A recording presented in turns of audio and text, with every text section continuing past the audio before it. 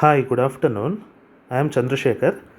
ఈరోజు మనం UPSC general స్టడీస్లో ప్రిలిమ్స్లో మరియు మెయిన్స్లో రెండిట్లో మోస్ట్ ఇంపార్టెంట్ టాపిక్ అయిన మరియు మన రియల్ లైఫ్లో కూడా చాలా సిగ్నిఫికెన్స్ ఉన్న ఫండమెంటల్ రైట్స్ అనే టాపిక్ గురించి ఈరోజు మనం బ్రీఫ్గా డిస్కస్ చేద్దాం. ఈ సెషన్ బిగిన్ చేసే ముందు మనము అసలు ఈ సెషన్ అయిపోయిన తర్వాత మనకు ఎటువంటి నాలెడ్జ్ ఇంపార్ట్ అవుతుంది అని తెలుసుకోవడం చాలా ఇంపార్టెంట్. దాన్నే మనము లెర్నింగ్ అవుట్కమ్స్ అంటాము.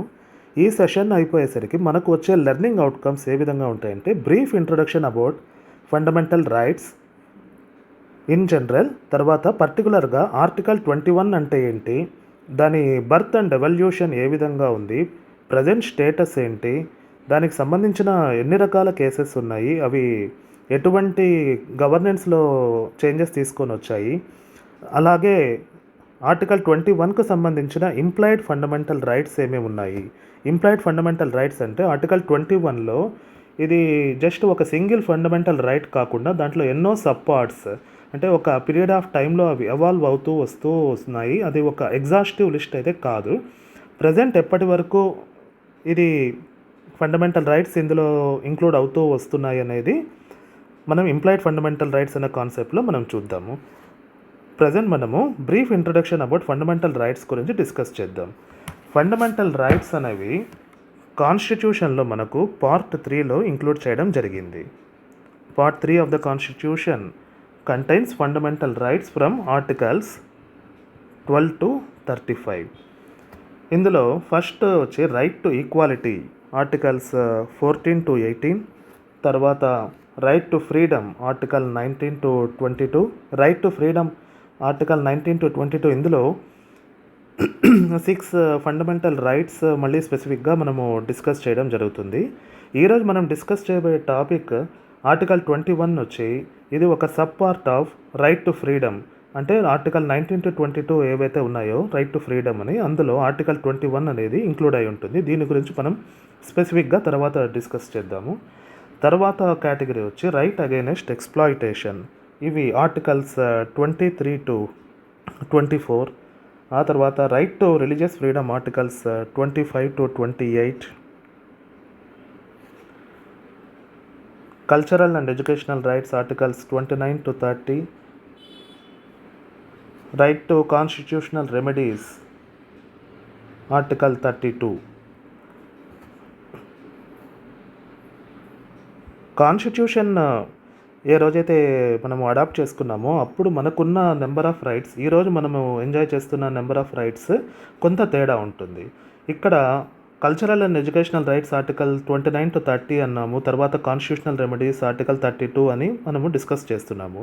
కానీ ఇన్ బిట్వీన్ ఆర్టికల్ 31 అనేది రైట్ టు ప్రాపర్టీగా మనకు ఒకప్పుడు ఉండింది. ఈ రైట్ టు ప్రాపర్టీ అన్నది ప్రస్తుతము ఫండమెంటల్ రైట్గా దాని స్టేటస్ కోల్పోయి ప్రస్తుతం అది లీగల్ రైట్గా ఉంది. ఇది 44th కాన్స్టిట్యూషనల్ అమెండ్మెంట్ యాక్ట్ 1978లో it got affected. The status of fundamental right has been changed to the legal right. ఇప్పటి వరకు మనము various categories of fundamental rights గురించి డిస్కస్ చేశాము. మనందరికీ తెలుసు ఇండియన్ కాన్స్టిట్యూషన్ అంటే one of the most lengthiest written constitutions, one of the కాదు most lengthiest and written constitution in the world. అంటే Indian constitution is a bag of mixed borrowings. Almost వరల్డ్లో ఉన్న ప్రతి ఒక్క డెమోక్రటిక్ కంట్రీలో ఉన్న కాన్స్టిట్యూషన్స్ అన్నిట్లో ఉన్న ఇంపార్టెంట్ ఫీచర్స్ అన్నీ కూడా మన ఇండియన్ కాన్స్టిట్యూషన్లో మనకు రిఫ్లెక్ట్ అవుతాయి. సో ఈ ఫండమెంటల్ రైట్స్ అన్నది కూడా మనకు దీని సోర్స్ వచ్చి ఎక్కడి నుంచి మనం బారో చేసుకున్నాము అంటే bill of rights. Bill of rights from USA కాన్స్టిట్యూషన్లో నుంచి మనము బిల్ ఆఫ్ రైట్స్ అన్న కాన్సెప్ట్లో నుంచి మనము ఫండమెంటల్ రైట్స్కు మనము ఇన్స్పిరేషన్ డ్రా చేయడం జరిగింది. ఈ పార్ట్ 3 ఆఫ్ ద కాన్స్టిట్యూషన్ మనము ఫండమెంటల్ రైట్స్ అంటున్నాం కదా, ఈ పార్ట్ 3 ఆఫ్ ద కాన్స్టిట్యూషన్ని మనము ఇంకొక పేరుతో పిలుస్తాం. దీన్ని ఏమంటామంటే మ్యాగ్నా కార్టా ఆఫ్ ఇండియా అంటాం. Part 3 of the Constitution is also known as Magna Carta of India. What is the exact meaning of Magna Carta ante? Magna Carta is nothing but a charter of rights. Magna Carta kuన్న meaning ఏంటి అంటే charter of rights. ఎవరు issue చేశారు ఈ charter of rights అంటే issued by king John of England in the year 1215. ఈ Magna Carta of India అంటే ఏంటి అంటే part three is nothing but fundamental rights. ఈ Magna Carta king John of England ఏ ఇయర్లో ఇష్యూ చేశారు? 1215. ఇది first ever written document relating to the fundamental rights of citizens. ఇప్పుడు nature of the fundamental rights ఏంటి అంటే ఇవి not absolute rights.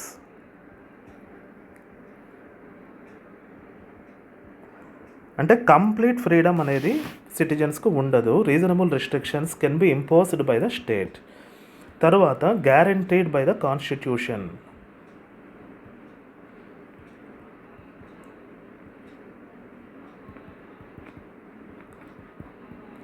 Not absolute rights and guaranteed by the Constitution. This is the basic nature of the fundamental rights.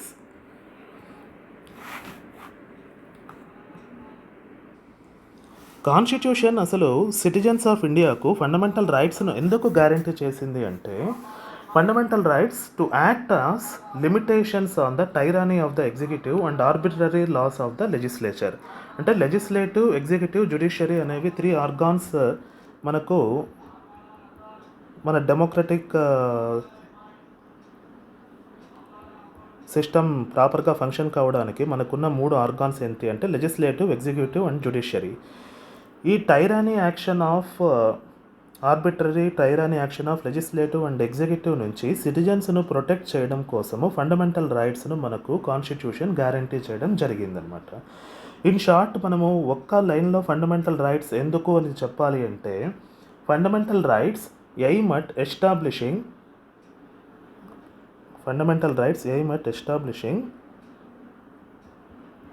government of laws and not of men. Government of laws and not of men. దీని meaning ఏంటి అంటే governance అనేది ప్రాపర్గా procedure established by law, due process of law అన్న 2 concepts మనకు ఫ్యూచర్లో మళ్ళీ మనం దాని గురించి డిస్కస్ చేస్తాము. అంటే ఒక ప్రాపర్ లెజిస్లేటివ్ బ్యాకింగ్ ఉన్న ఒక లాను బేస్ చేసుకొని గవర్నమెంట్ రన్ కావాలి తప్ప not by the whims and fancies of the men who run the government. దీనికోసం అనేది మనకు ఫండమెంటల్ రైట్స్ అన్నవి గ్యారంటీ చేయడం జరిగింది. అంటే ఆర్బిటరీ యాక్షన్కు అగైనెస్ట్గా either legislative or executive a person whether he is aggrieved by the legislative or executive action, one can move the court of law, either high court or supreme court, under various articles like article 32 and article 226. అంటే కొన్ని mechanisms మనకు fundamental రైట్స్ను protect చేయడం కోసం constitution జ్యుడిషియరీకి provide చేయడం జరిగింది. దాన్నే మనము writ జ్యూరిస్డిక్షన్స్ అంటాము. వ్రిట్ జ్యూరిస్డిక్షన్స్ అంటే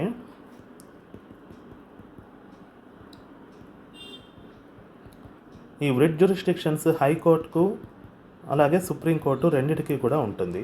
హైకోర్టుకు వచ్చి అండర్ ఆర్టికల్ 226 ఉంటుంది, సుప్రీంకోర్టుకు వచ్చి అండర్ ఆర్టికల్ 32 ఉంటుంది. ఇంతకుముందు ఫండమెంటల్ రైట్స్ గురించి మనం కేటగిరీస్ డిస్కస్ చేసేటప్పుడు కాన్స్టిట్యూషనల్ రెమెడీస్ అని మనము ఆర్టికల్ 32 అని ఒకసారి డిస్కస్ చేశాము. ఆర్టికల్ 32ను బేస్ చేసుకొని supreme court can issue writs like mandamus or habeas corpus or certiorari. ఇటువంటి డిఫరెంట్ టైప్స్ ఆఫ్ రిట్స్ను హైకోర్టు, సుప్రీంకోర్టు వాటి టెరిటోరియల్ జ్యూరిస్డిక్షన్ను బేస్ చేసుకొని ఇష్యూ చేసి ఫండమెంటల్ రైట్స్ ఆఫ్ ద సిటిజన్స్ను మనకు ప్రొటెక్షన్ కల్పించడం జరుగుతూ ఉందన్నమాట. ఇప్పటి వరకు మనము brief intro about fundamental rights in general మనం డిస్కస్ చేశాము. ఇప్పుడు పర్టికులర్గా కాన్స్టిట్యూషన్ ఆఫ్ ఇండియాలో ఉన్న ఆర్టికల్ 21 గురించి మనము ఇన్ డీటెయిల్డ్గా మనము డిస్కస్ చేద్దాము. ఆర్టికల్ 21లో మెన్షన్ చేసి ఉన్న ఫండమెంటల్ రైట్ ఏంటి అంటే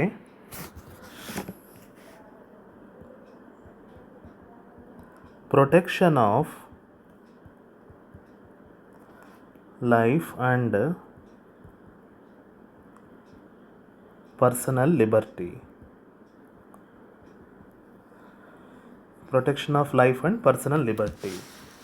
ఇంకా స్పెసిఫిక్గా దీని గురించి చెప్పాలంటే కాన్స్టిట్యూషన్లో దీని గురించి ఏమని ఉందంటే no person shall be deprived of his life or personal liberty except according to procedure established by లా.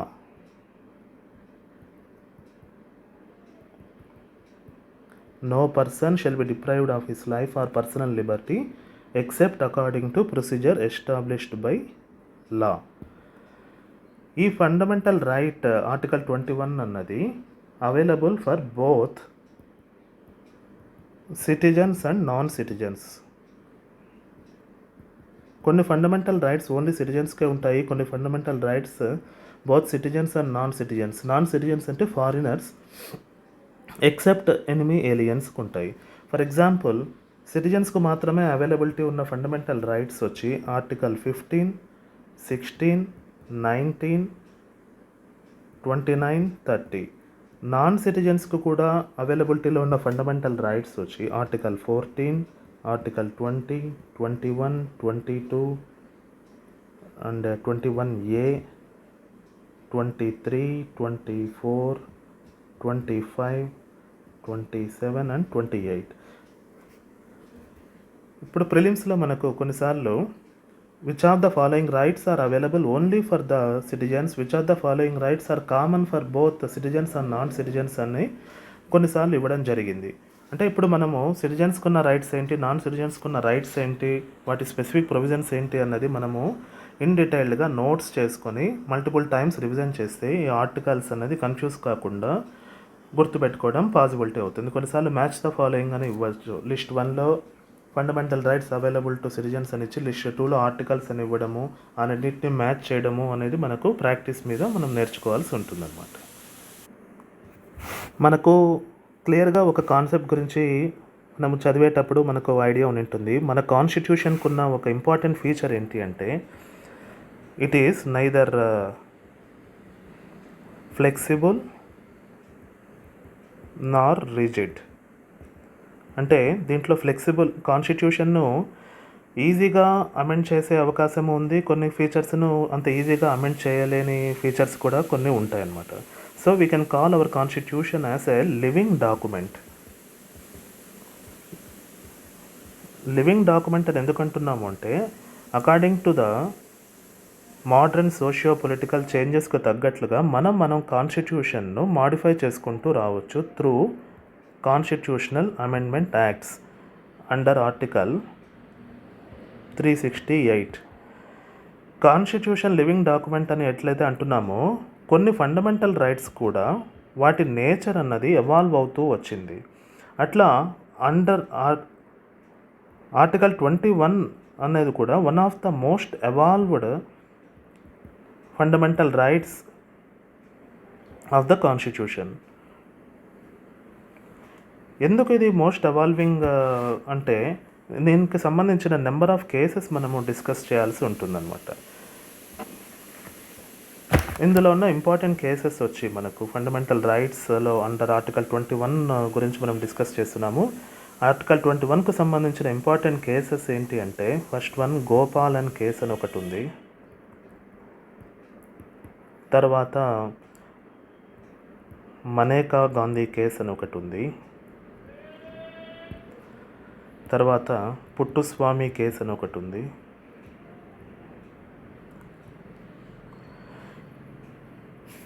ఇట్లా ఒక్కొక్క కేసులో సుప్రీంకోర్టు ఒక్కొక్క రకమైన జడ్జ్మెంట్ను ఇస్తూ రావడం జరిగింది. అంటే గోపాలన్ కేసులో ఇచ్చిన జడ్జ్మెంట్ మనేకా గాంధీలో కేసులో రివైజ్ చేయడం జరిగింది. మనేకా గాంధీ కేసులో కొన్ని అడిషనల్ రైట్స్ను అండర్ ఆర్టికల్ 21 ఇంక్లూడ్ చేయడం జరిగింది. పుట్టుస్వామి కేసులో రైట్ టు ప్రైవసీ అన్న కాన్సెప్ట్ను ఇంక్లూడ్ చేయడం జరిగింది. ఇట్లా ఆర్టికల్ 21 అన్నది దానికి ఒక లిమిట్ అన్నది కాన్స్టిట్యూషన్ పరంగా ఎక్కడ డిఫైన్ చేయలేదు. అందుకనే అది మోస్ట్ ఎవాల్వింగ్ ఫండమెంటల్ రైట్ అని మనము డిస్క్రైబ్ చేయడం జరిగిందనమాట. ఫస్ట్ మనము ఈ గోపాలన్ కేస్ అంటే ఏంటి, అది దానికి సంబంధించిన బ్రీఫ్ కాన్సెప్ట్ ఏంటనేది మనము డిస్కస్ చేద్దాము. సుప్రీంకోర్టు ఈ గోపాలన్ కేసులో ఆర్టికల్ 21కు ఒక నారో ఇంటర్ప్రిటేషన్ ఇవ్వడం జరిగిందనమాట.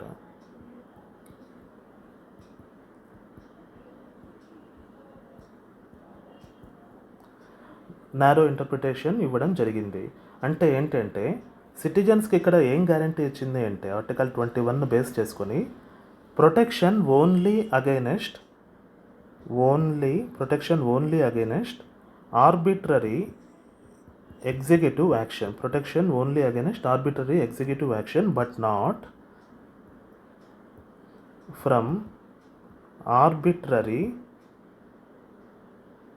Legislative action.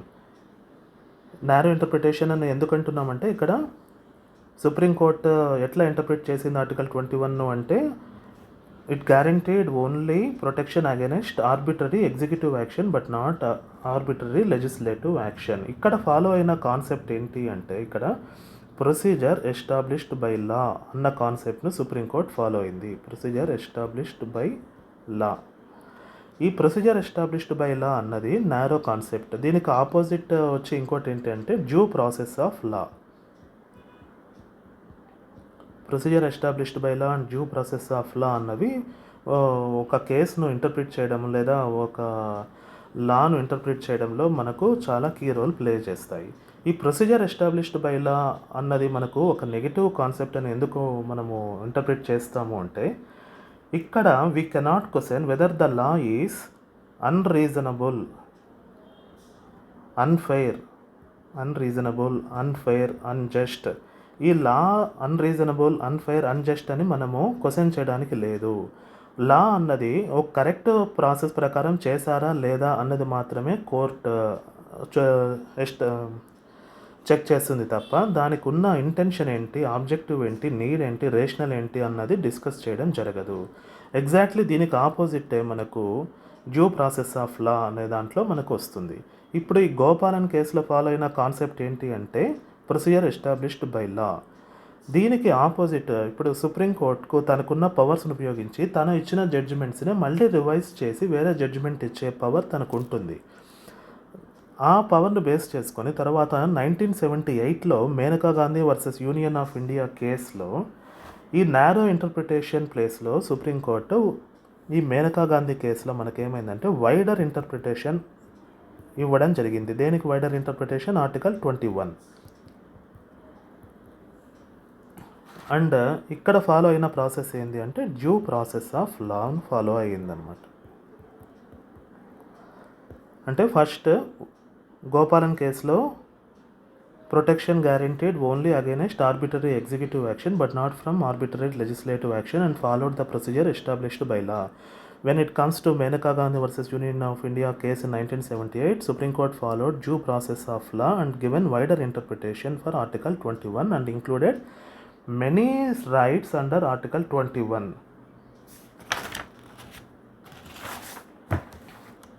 Supreme Court did not confine itself to animal existence or survival.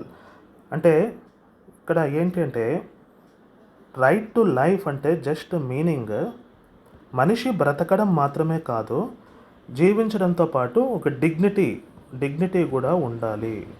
అప్పుడే ఒక సిటిజన్కు రైట్ టు లైఫ్ అన్నది దాని ఆబ్జెక్టివ్ 100% ఫుల్ఫిల్ అవుతుంది. Without dignity right to life అన్నది ఒక అనిమల్ ఎగ్జిస్టెన్స్ లేదా జస్ట్ సర్వైవల్ కోసం మాత్రమే అది ఉపయోగపడుతుంది అని సుప్రీంకోర్టు వైడర్ ఇంటర్ప్రిటేషన్ ఇవ్వడం జరిగింది. ఇక్కడ just Gopalan case, Maneka Gandhi case మాత్రమే రైట్ టు లైఫ్ అండ్ డిగ్నిటీకి సంబంధించి సుప్రీంకోర్టు రూలింగ్స్ ఇవ్వలేదు. తర్వాత వేరియస్ కేసెస్లో డిఫరెంట్ రైట్స్ను ఆర్టికల్ 21 కింద ఇంక్లూడ్ చేయడం జరిగింది. At present almost 35 rights are included under article 21. Article 21లో ప్రజెంట్ 35 రైట్స్ని ఇంక్లూడ్ చేయడం జరిగింది. దాంట్లో ఫ్యూ కాన్సెప్ట్స్ ఇక్కడ బ్రీఫ్గా మనము మెన్షన్ చేద్దాము. దాంట్లో ఫస్ట్ది right to leave right to live with dignity, right to decent environment, right to privacy, right to free education, right to free legal aid, right against custodial harassment, right to information, speedy trial,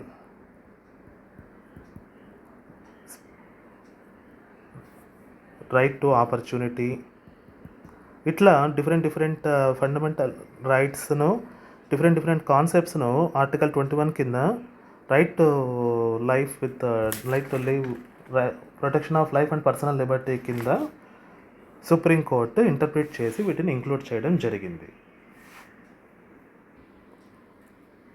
ఇప్పుడు మనము important cases related to article 21 రీసెంట్గా ఏమేమి ఉన్నాయి న్యూస్లో అన్న వాటి గురించి discuss చేద్దాము. And one of the most important cases related to this article is justice KS Puttaswamy and union of India case. ఇక్కడ ఈ కేసులో సంబంధించి ఈ కేసు ఇయర్ 2017లో ఈ కేసు మనకు రావడం జరిగింది సుప్రీంకోర్టు ముందుకు. ఈ కేసును డీల్ చేసిండేది 9 జడ్జెస్ బెంచ్. ఒక కాన్స్టిట్యూషనల్ బెంచ్ను కాన్స్టిట్యూట్ చేశారు. అందులో 9 మంది జడ్జెస్ను ఈ కేసు హియరింగ్కు అలాట్ చేశారు. And one of those 9 judges ఇప్పుడు మనకున్న present chief justice of India. ఈ కేఎస్ పుట్టస్వామి కేసులో one of the 9 judges who heard the case and delivered the verdict. ఈ కేసులో మెయిన్ ఇష్యూ ఏంటి అంటే to judge whether the constitutional validity of Aadhaar act, to judge the constitutional validity of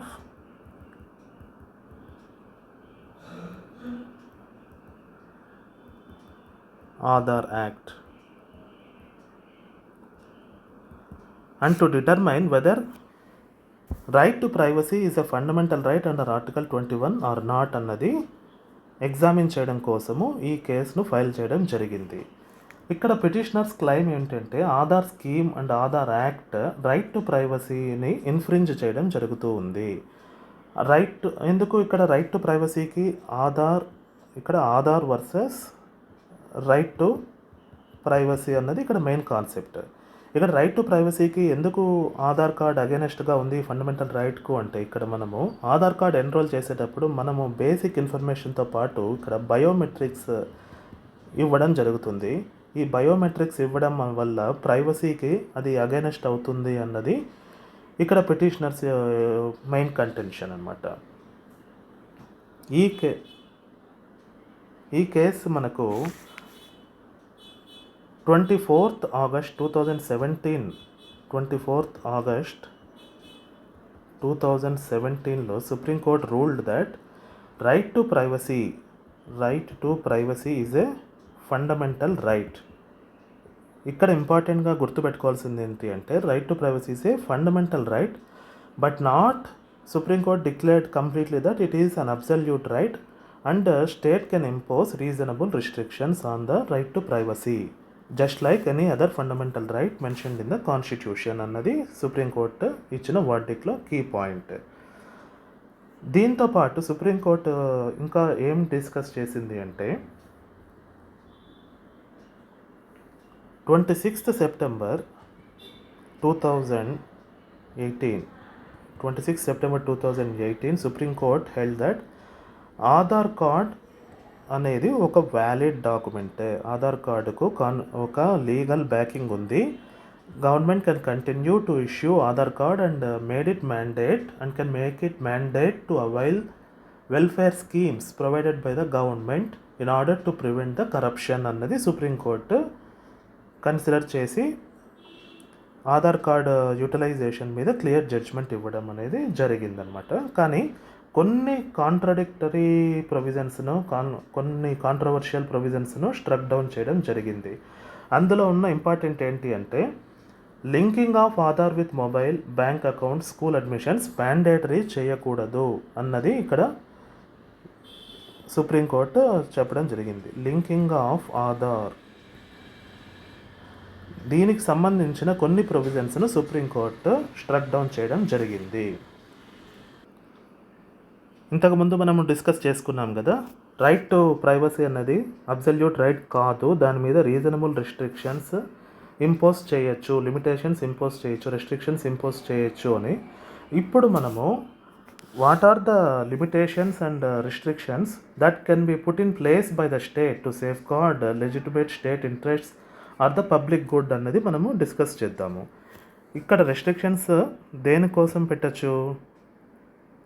legitimate state interest,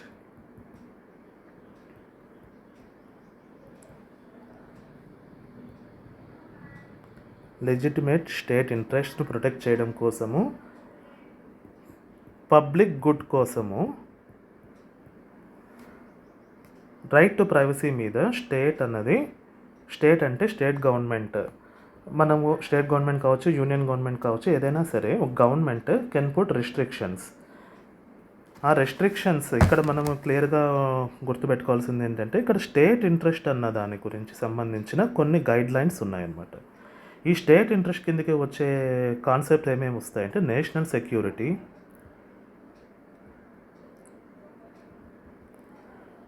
data mining. ఈ data mining అంటే దేనికోసం అంటే, to ensure that public resources are not misused by the undeserving and in social welfare schemes. ఈ data mining అంటే దీంట్లో మెయిన్గా చూసేది ఏంటి అంటే, బెనిఫిషరీస్ ఐడెంటిఫికేషన్ కోసము ఆధార్ కార్డ్ ఇట్లాంటి డేటాను యూస్ చేసుకొని ఎవరు ఎలిజిబుల్ కాదు అని క్లియర్గా ఒక రిసోర్సెస్ను ప్రాపర్గా యూటిలైజ్ చేయడం కోసము రైట్ టు ప్రైవసీ అన్నది వైలేట్ అయినా పర్వాలేదు అన్నది ఇక్కడ మెయిన్ కాన్సెప్ట్. తర్వాత ప్రివెన్షన్ ఆఫ్ క్రైమ్.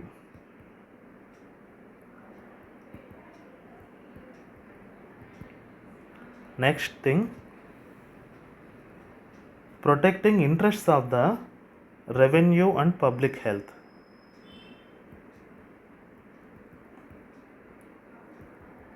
ఈ పబ్లిక్ హెల్త్కి సంబంధించి మనకు కోవిడ్ టైంలో వేరియస్ అప్లికేషన్స్ను యూస్ చేసుకొని కంటైన్మెంట్ జోన్స్ ఎక్కడున్నాయి ఏమి అన్నది మనకు వేరియస్ యాప్స్తో బేస్ చేసుకొని మనకు వచ్చాయి. ఫర్ ఎగ్జాంపుల్ ఆరోగ్య సేతు లాంటి యాప్స్లో మనం ఉన్న లొకాలిటీ ఎక్కడ ఉంది అంటే, మన ప్రైవసీ సంబంధించిన కాన్సెప్ట్స్లో మనం ఉన్న లొకేషన్ ఏంటి అన్నది కూడా మనము దాన్ని గోప్యంగా ఉంచుకునే రైట్ మనకు ఉంటుంది. కానీ మనము ఆరోగ్య సేతు యాప్ ఇన్స్టాల్ చేసినప్పుడు మన లొకేషన్ ఎక్కడ అన్నది మనము ఎనేబుల్ చేస్తే, మన చుట్టుపక్కల ఎన్ని కేసెస్ ఉన్నాయి, ఎక్కడెక్కడ కంటైన్మెంట్ జోన్స్ ఉన్నాయి అన్న డేటా మనకు యాప్లో రావడం జరిగింది.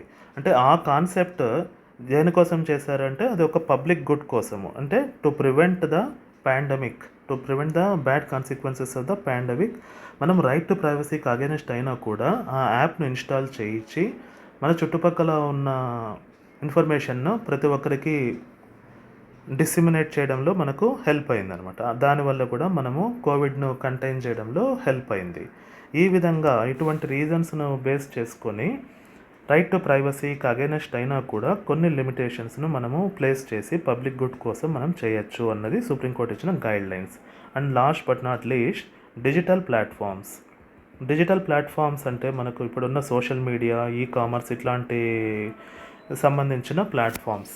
Social media particularly Facebook, Twitter ఇట్లాంటి వాటిల్లో కూడా నేషనల్ ఇంటిగ్రిటీకి అగెనెస్ట్గా ఎవరన్నా యాక్టివిటీస్ చేస్తూ ఉన్నా కూడా వాళ్ళను మానిటర్ చేసే విధంగా రైట్ టు ప్రైవసీకి అగెనెస్ట్ అయినా కూడా మనము prevention of crime, digital platforms ఈ రెండింటిని ఇంటిగ్రేట్ చేసి మనకు కొన్ని యాక్షన్స్ ఎగ్జిక్యూటివ్ తీసుకునే విధంగా కూడా మనకు సుప్రీంకోర్టు గైడ్ లైన్స్ ఇవ్వడం జరిగింది. ఇవన్నీ కూడా దేని కిందకి వస్తాయంటే, reasonable restrictions can be put on the right to privacy. Article 21కు సంబంధించి ఈ పుట్టుస్వామి కేసు అన్నది ఒక వాటర్ షెడ్ మూమెంట్ అని మనము కన్సిడర్ చేయొచ్చు. ఎందుకంటే consequent to the Puttaswamy case మనకు చాలా కేసెస్ మనకు వర్డిక్ట్ వచ్చాయి. అందులో మోస్ట్ ఇంపార్టెంట్ వచ్చి decriminalisation. Decriminalisation of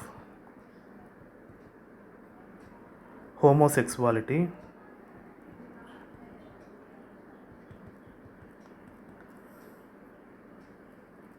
A case సంబంధించిందంటే ఇది Navtej Johar versus union of India case సంబంధించిండేది. Navtej Johar versus union of India case సంబంధించి హోమోసెక్సువాలిటీని డీక్రిమినలైజ్ చేయడం జరిగింది. తర్వాత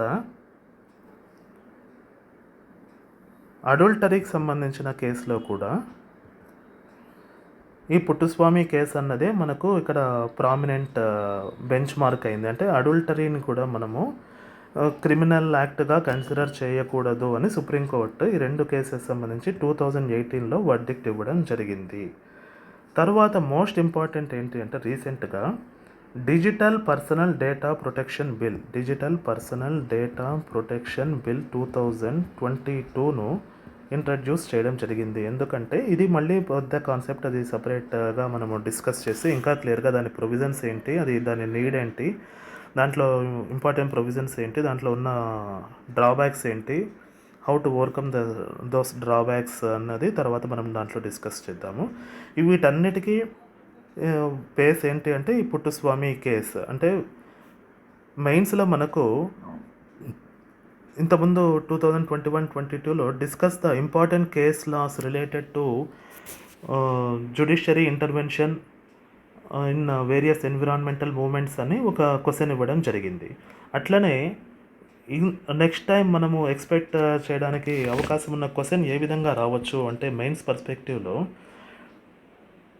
in what way the Puttaswamy case paved the way for the protection of citizens privacy అనైనా సింపుల్గా రావచ్చు, లేదా what are the important provisions of the digital personal data protection bill 2022 అని క్వశ్చన్ ఇచ్చినా కూడా ఈ బిల్ రావడానికి దానికి సంబంధించిన ఫస్ట్ మనం ఒక క్వశ్చన్ ఇచ్చామంటే దానికి ఆన్సర్ను ఎలా స్టార్ట్ చేస్తాము అంటే ఐదర్ ఆ క్వశ్చన్ సంబంధించిన ఆరిజిన్ అయినా మనం డిస్కస్ చేస్తాము, ఆ క్వశ్చన్ సంబంధించిన కీవర్డ్నైనా మనం డిఫైన్ చేస్తాము, లేదా దాంట్లో ఉన్న ఒక ఫ్యాక్ట్ను వై ఇన్ న్యూస్ అని కానీ ఇట్లా మనము ఒక 4-5 types of introducing the answer అనేది మనకు ఉంటుంది.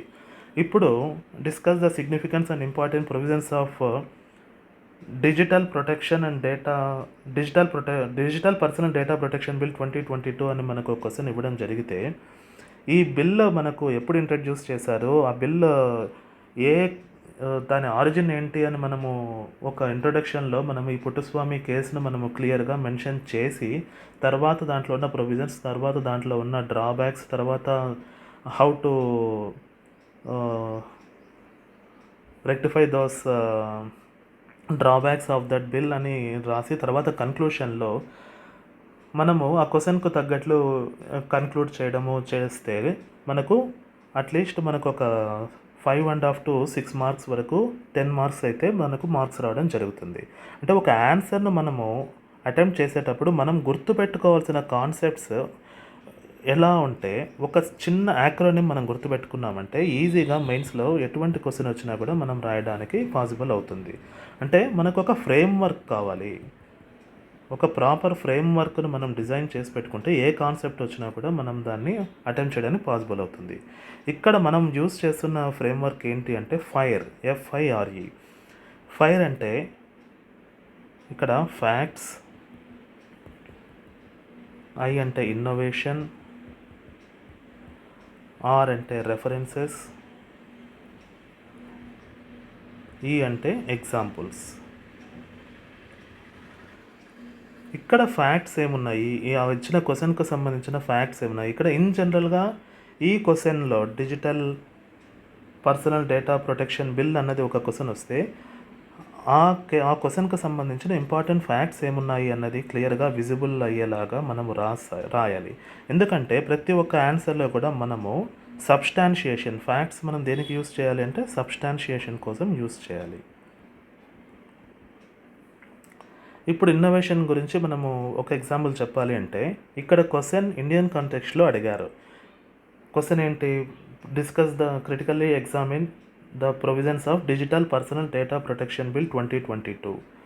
ఇక్కడ జనరల్ ఒక ఒక ఆస్పిరెంట్‌కు ఒక కంటెంట్ ఎన్రిచ్‌మెంట్ చేసి ఆన్సర్‌లో వాల్యూ అడిషన్ ఇంట్రొడ్యూస్ చేయాలి, ఇన్కార్పొరేట్ చేయాలి అనుకున్న ఒక ఆస్పిరెంట్‌కు తేడా ఎక్కడొస్తుంది అంటే, ఈ డేటా ప్రొటెక్షన్ బిల్ ప్రొవిజన్స్ ఇండియాలో ఏ విధంగా ఉన్నాయి, యూరోపియన్ కంట్రీస్‌లో ఏ విధంగా ఉన్నాయి అన్నది మనం ఇక్కడ ఒక ఇన్నోవేషన్‌లో ఒక పార్ట్‌గా మనం అక్కడ మెన్షన్ చేయడం జరుగుతుంది. ఇక్కడ రెఫరెన్స్ కిందకి వస్తే, ఈ రెఫరెన్సెస్ కింద సుప్రీం కోర్ట్ లేదా వేరియస్ అడ్మినిస్ట్రేటివ్ రిఫార్మ్స్ కమిషన్ ఇట్లాంటివి ఏమన్నా ఈ ప్రైవసీ గురించి ఏమన్నా జడ్జిమెంట్స్ ఇచ్చింటే వాటిని ఈ రెఫరెన్సెస్ కింద మనం కోట్ చేస్తూ it should be in accordance with that law, it should be in compliance with the recommendations made by the administrative reforms commission, it should be in compliance to the recommendations made by the నీతి ఆయోగ్. ఇట్లాంటివి references మనము ఆన్సర్లో include చేస్తే మంచి value addition వస్తుంది. ఇంకా examples అంటే right to privacy ఎక్కడెక్కడ violate అవుతూ ఉంది, ఈ డిజిటల్ ప్లాట్ఫామ్స్లో ఏ విధంగా వైలేట్ అవుతుంది, దానివల్ల కాన్సిక్వెన్సెస్ ఏమేమవుతున్నాయి అనేది రియల్ లైఫ్ ఇన్సిడెంట్స్ని మనం ఇక్కడ మెన్షన్ చేయడం జరిగితే ఇంకా బాగుంటుంది. ఇంకా ఫైనల్లీ కన్క్లూషన్ అంటే ఎప్పుడు కూడా ఇంట్రొడక్షన్కు కన్క్లూషన్కు ఒక ప్రాపర్ లింక్తో మనము ఇంటర్వోవెన్ చేయడం వల్ల మంచి వాల్యూ అడిషన్ వచ్చి ఒక 0.5 to 1 మార్క్ వరకు మనకు మార్క్స్ మిగతా ఆస్పిరెంట్స్తో కంపేర్ చేస్తే బెనిఫిట్ అవుతుంది. ఈ 1 మార్క్ ఇంటూ 20 క్వశ్చన్స్ అంటే ఆల్మోస్ట్ 20 మార్క్స్ పర్ పేపర్ మనకు ఎక్కువ రావడం జరుగుతుంది.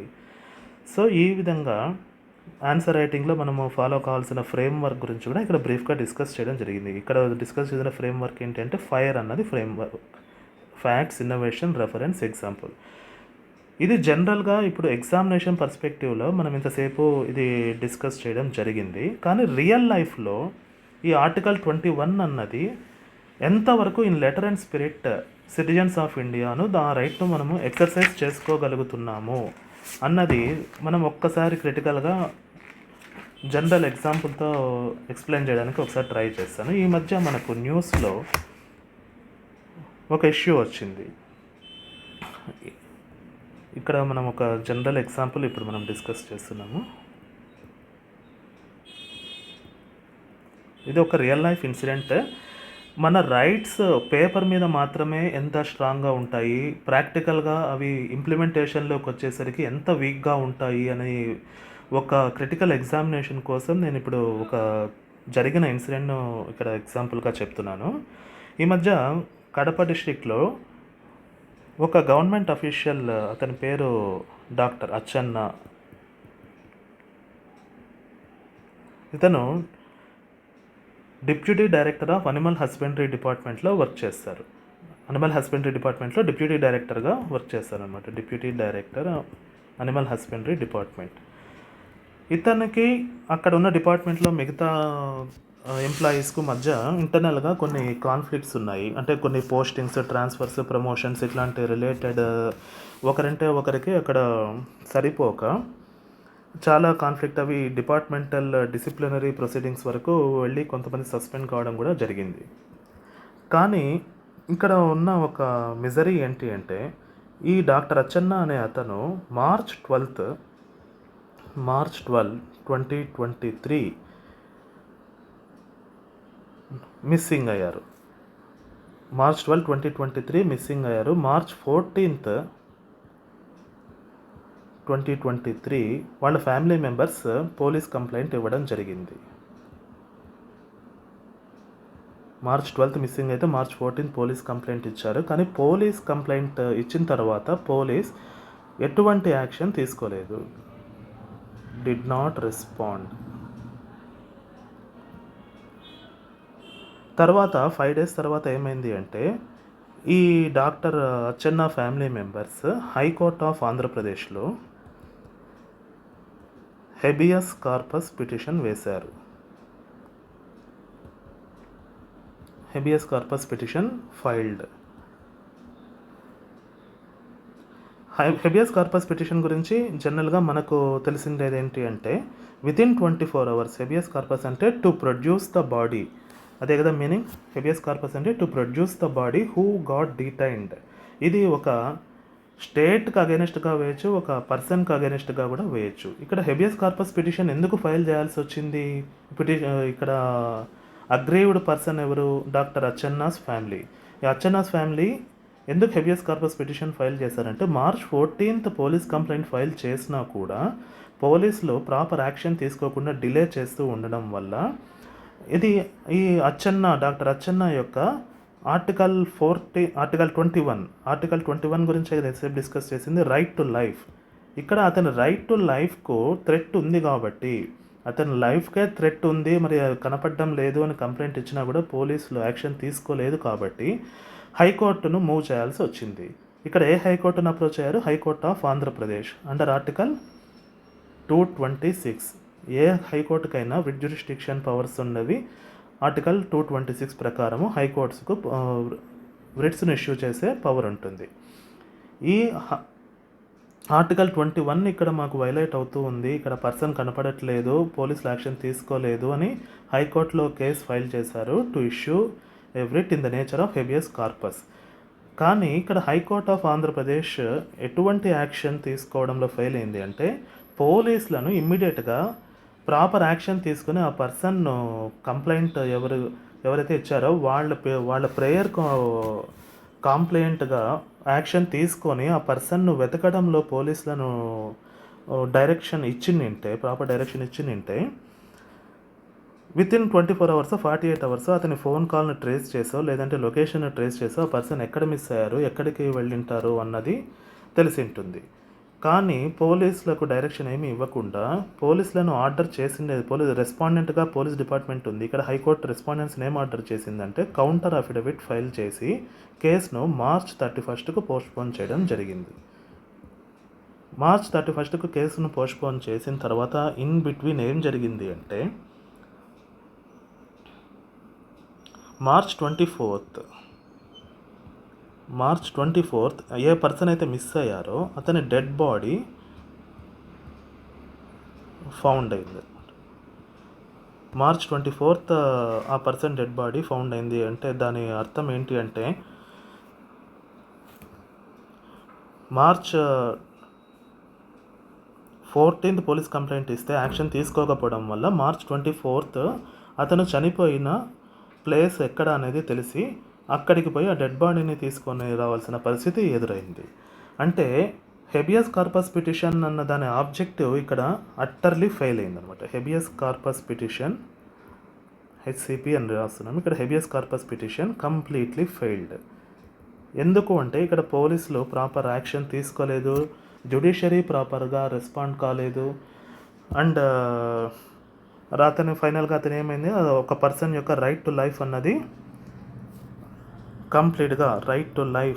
కంప్లీట్గా వైలేట్ అయ్యి ఆ పర్సనే చనిపోవడం జరిగింది.